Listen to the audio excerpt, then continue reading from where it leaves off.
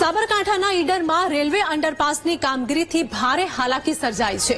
ગત રાત્રે પડેલા કમોસમી વરસાદના કારણે અંડરપાસમાં પાણી ભરાઈ જતા ઈડર અંબાજી હાઈવે બંધ થયો છે। હાઈવે બંધ થતા હજારો મુસાફરો અટવાયા છે। વાહનોની લાંબી લાઈનો પણ લાગી છે અને ઘણા લોકો કલાકોથી અહીં ફસાયેલા જોવા મળ્યા છે। 3 કિલોમીટર જેટલો ટ્રાફિક જામ થતા તમામ વાહનોને લાલોડા તરફ ડાયવર્ટ કરવામાં આવ્યા છે। તો ગત રાત્રિએ પડેલા સામાન્ય કમોસમી વરસાદમાં જ ઈડરની આ સ્થિતિ સર્જાઈ છે।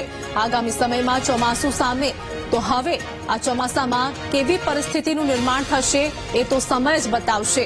હાલ વહીવટી તંત્રના આંધળ આયોજનનો ભોગ ઈડરના નગરજનો અને વાહન ચાલકો બની રહ્યા છે। તંત્ર સામે લોકોમાં ભારે રોષ પણ જોવા મળી રહ્યો છે। ચોક્કસપણે આ લાલોડા ડાયવર્ટ કર્યો છે આ રોડ। અરે ભાઈ, ડાયવર્ટ કરવાની શું જરૂર હતી? તમે 30 વર્ષ પહેલાથી બાયપાસની વાતો કરો છો તે બાયપાસ બની ગયો તો આજે આ પ્રજાએ આ હાલાકી ન ભોગવવી પડો। કેન્દ્રમાં સરકાર તમારી, રાજ્યમાં સરકાર તમારી અને ઓવરબ્રિજ જો બનાવવાના છે આ તો ઠીક છે, આ માવઠું થયું।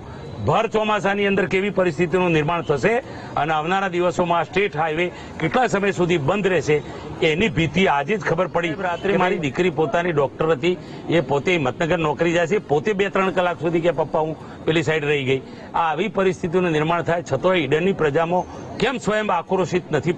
જ્યારે અંડરબ્રિજ બનતો હતો ત્યારે જ અમે લોકોએ આની રજૂઆત કરી હતી કે ભાઈ આની અંદર ચોમાસાની અંદર પાણી ભરાશે તો ઈડરની જનતા હેરાન થશે। જે અહીંથી સાધનો પસાર થાય છે તે ઈડર બિલકુલ સ્ટોપ થઈ જશે। આજે વરસાદ પડ્યો એના પછી આ બ્રિજ લગભગ છેલ્લા 3 થી 3.5 કલાકથી આ બ્રિજ બંધ છે અને બંને બાજુ સાધનોની અવર જવર બંધ છે। હવે આ રોડ એક એવો છે કે જે રાજસ્થાનને જોડતો રોડ છે, બરાબર છે, અને ઈડર સિવિલ પણ આ બ્રિજની પેલી બાજુ છે, બરાબર છે। તો અત્યારે ઈડરનું જનજીવન અસ્તવ્યસ્ત થઈ ગયું છે અને છેલ્લા કેટલાય સમયથી આ પાણી કાઢવાનો પ્રયત્ન ચાલી રહ્યો છે પણ હજી પાણી ઓછું થવાના બદલે વધી જ રહ્યું છે।